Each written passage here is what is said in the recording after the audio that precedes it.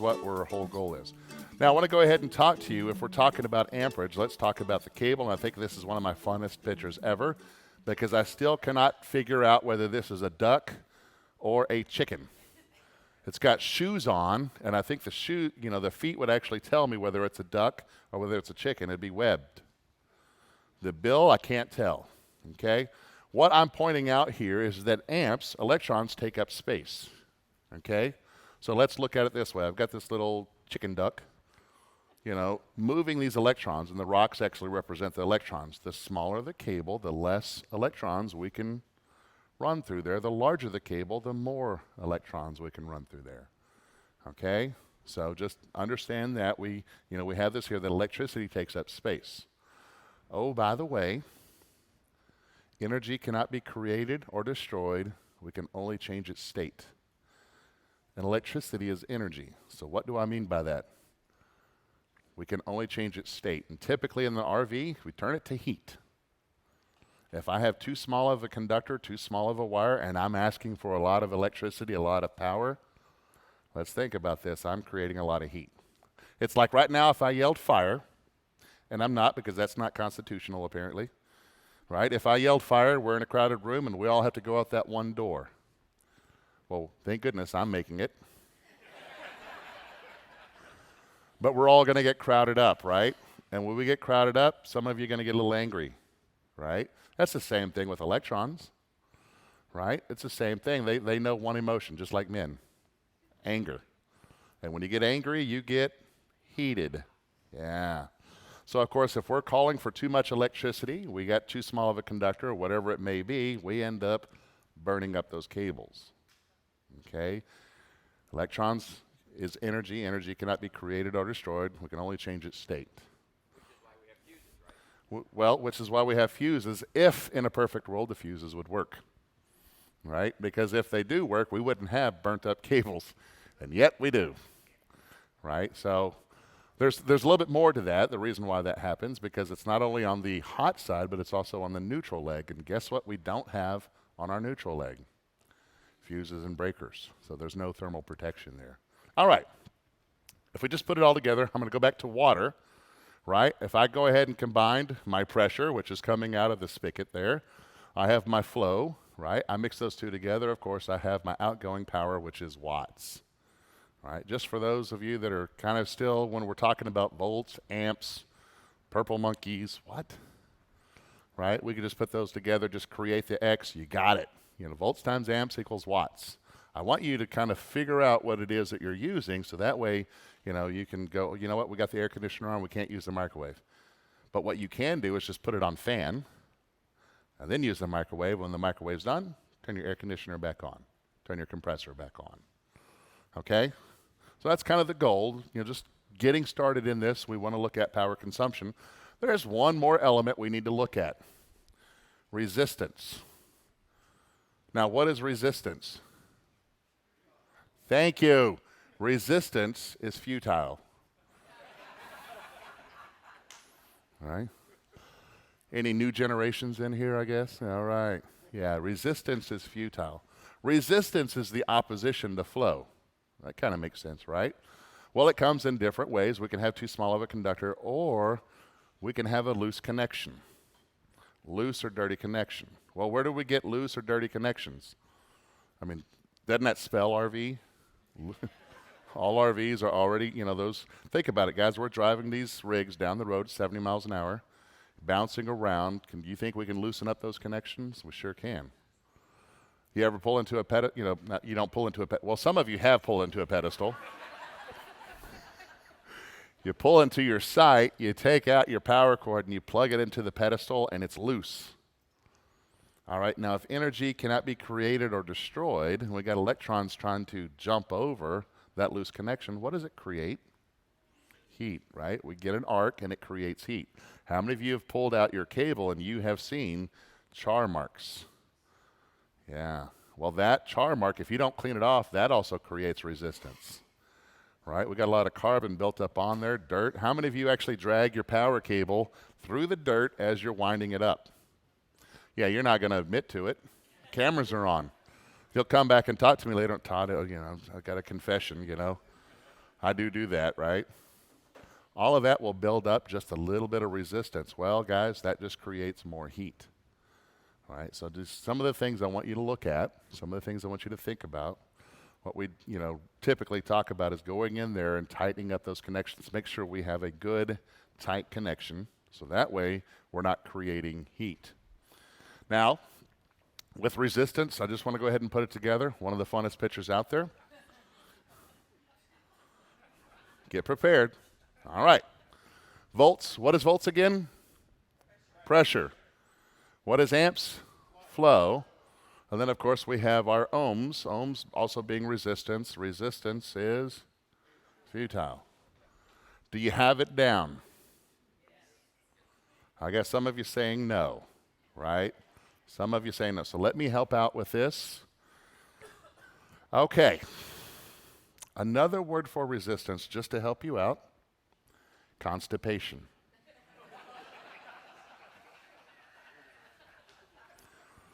You're not going to forget it now. Let's think about this. Typically, you have a certain amount of pressure to achieve a certain amount of flow. But you had one too many pieces of cheesecake, and thus you introduced some constipation or some resistance. Yeah? Oh. So how do you overcome the resistance? A little bit more pressure, right? Now, we don't want to apply too much pressure. We might blow a gasket. Now, if you're in a public setting, and I'm sorry that I'm saying this, but if you're in a public setting, you have those bathrooms, you know those rails they have? You thought that was for the handicap.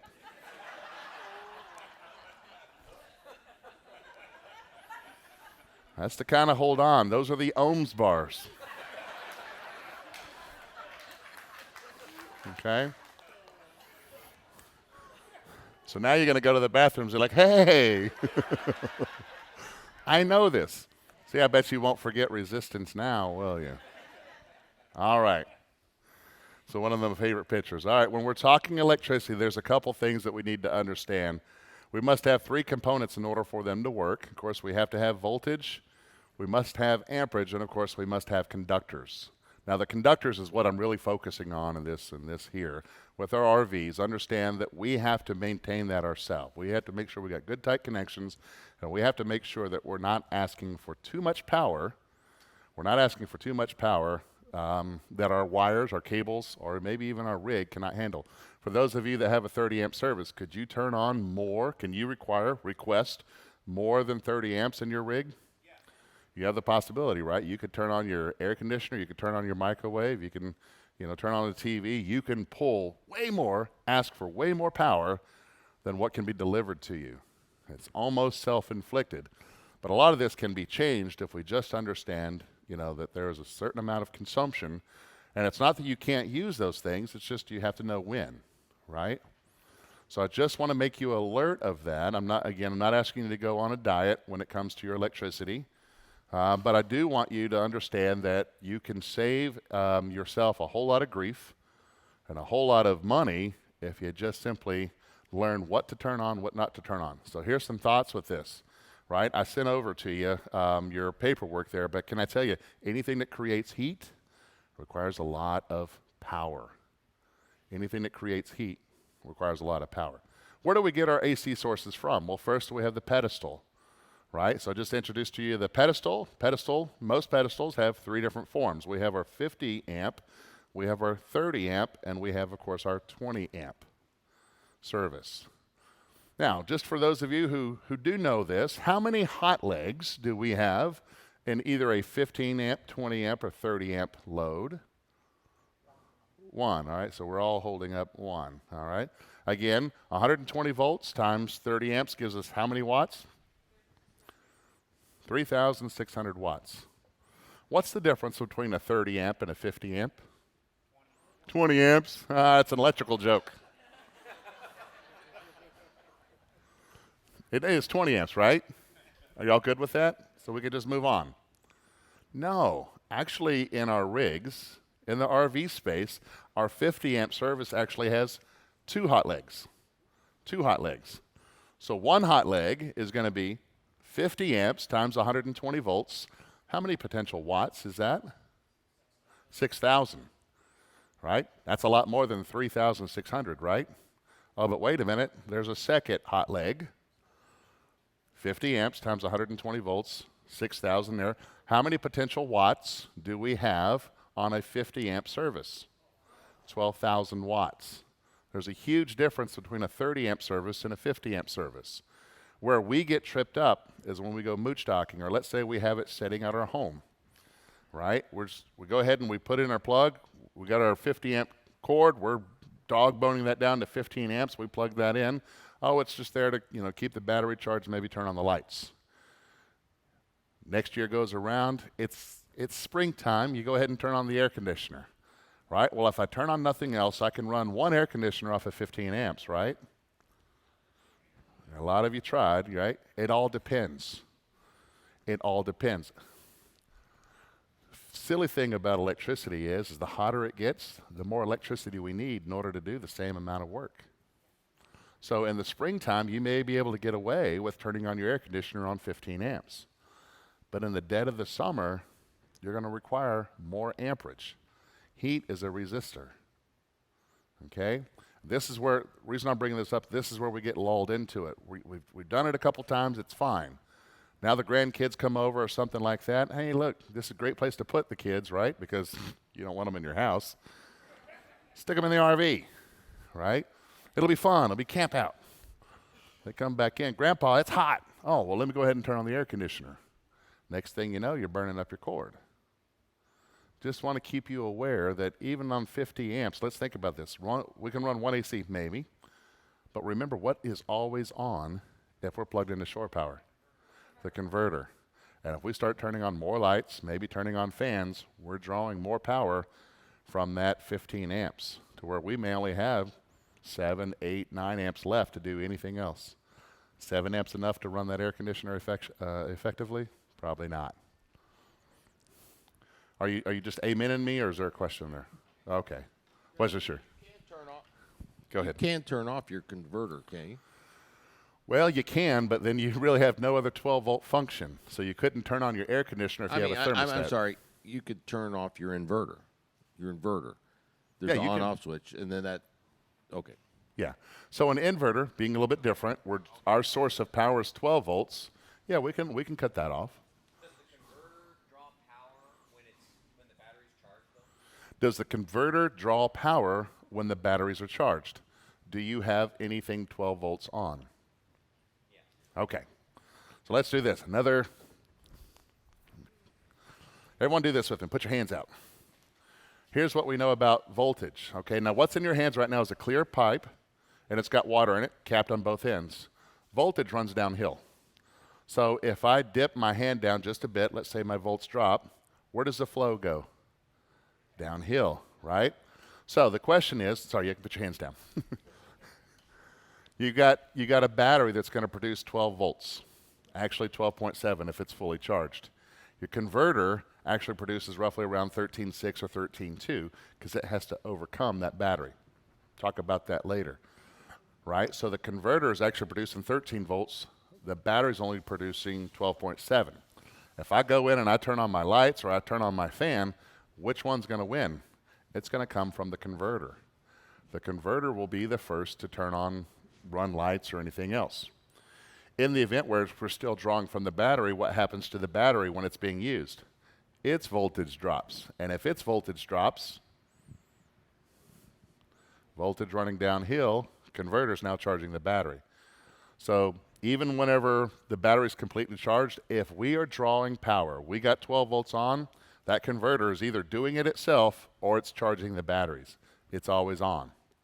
Now, how much? It all depends on everything that we turn on. A couple lights, not that much. You turn on your lights, your fan, and your battery isn't fully charged, that converter is kicking, right? All 9 amps of that's going out to that battery and the lights. Okay, that's the hidden thing. Whenever I did the review, say for the soft starts, they were asking me, hey Todd, can you get up there and say that, with the soft starts on your air conditioners, you can run 2 air conditioners off of 30 amps? I said, no, Not in an RV because you have that converter, right? There's too many variables. Okay, another source of power, we looked at the first one, we call shore power. The other source of 120 volts are generators, okay? Are generators, and that can either come in the form of a portable generator or an onboard generator, and all generators are rated based on their output, kVA, how many volts, amps, or how many watts they have. Okay, that's 120 volts, okay, coming out. Now, if I have a 2,000 watt generator, 120 volts, what's my amps? 16.6. Someone was already got their calculators out, okay, their phone, right? I appreciate you. I just want to validate you with that. I appreciate it. 16.6, right. So can we run our air conditioner off of 16.6 amps? I love the way you pause. That's good, right? I don't know. Some cases, yes. Some cases, maybe not, right? But what's life without a little bit of risk? It might work, it might not. Am I telling you don't run your air conditioner off a 2,000 watt generator? Again, like temperatures like today, okay, it's okay. It's not hot enough to actually make that compressor work too hard. Strangely enough, the hotter it gets, the more amperage we have to use. All right. So here's what we look at, and here's our takeaway. I just want to start off with this. I want you to have this list here to go back to your rig just to have out. Now, I know some people, they'll actually even take this list and they'll get little sticky notes. You know, they remind their spouse, put it over by the thermostat. That's 20 amps. Right? So put those down on there. I've got a list of my favorites, 2 of them down there at the bottom. The converter, you know, that's simply, it's my favorite because it's the one we don't see. Oh, by the way, I recommend nothing like this. Okay, I'm going to put it this way. Traeger. Enough said. Even from an electrical standpoint, do you know how many watts or how few of watts a Traeger actually consumes? 300 watts. 300 watts. And you can cook almost, and when I say cook, I mean smoke, almost anything on a Traeger. All right? I'm not endorsing them officially in any way. But if you enjoy eating as an RVer, can I just throw this out there? It's the Blackstone, right? You're cooking with propane, and we'll talk about propane a little bit. That's okay if you like your food tasteless.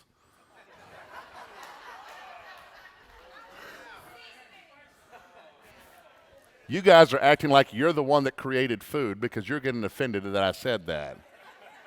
You're like, ow, that hurts. No, you're not a taco. Why are you mad?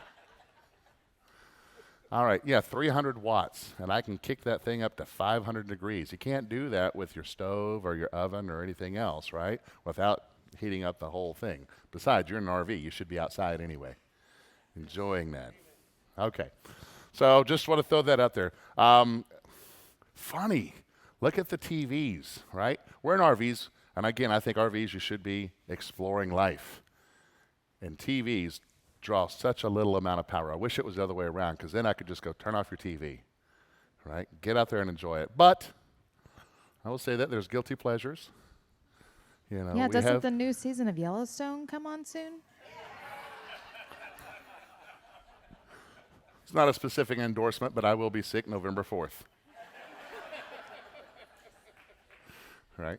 All right. Well, I was, say your favorite YouTube sensations. There we go. Acceptable usage of watts. Acceptable exists. There we say, mandatory. Mandatory usage of watts, right? And if you even want to be even more efficient, you can watch it on your MacBook Pro, right? 50 watts. Yeah, knock that down even below 100. All right. And then, of course, because we're glampers, your countertop ice machine, right? The problem is you need 2 or 3 to really make it worth the time because, you get a good 2 glasses into it, and then You're out of ice. You got to wait another 5 minutes. All right.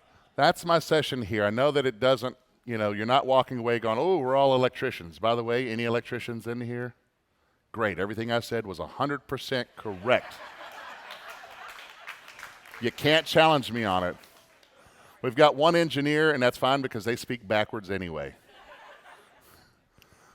I want you just to understand consumption. Just you don't have to limit it. Just know when to use it, right? When to use it. That's the takeaway that we have. All right, stay there. All right. You done? I'm done. We're done. Okay.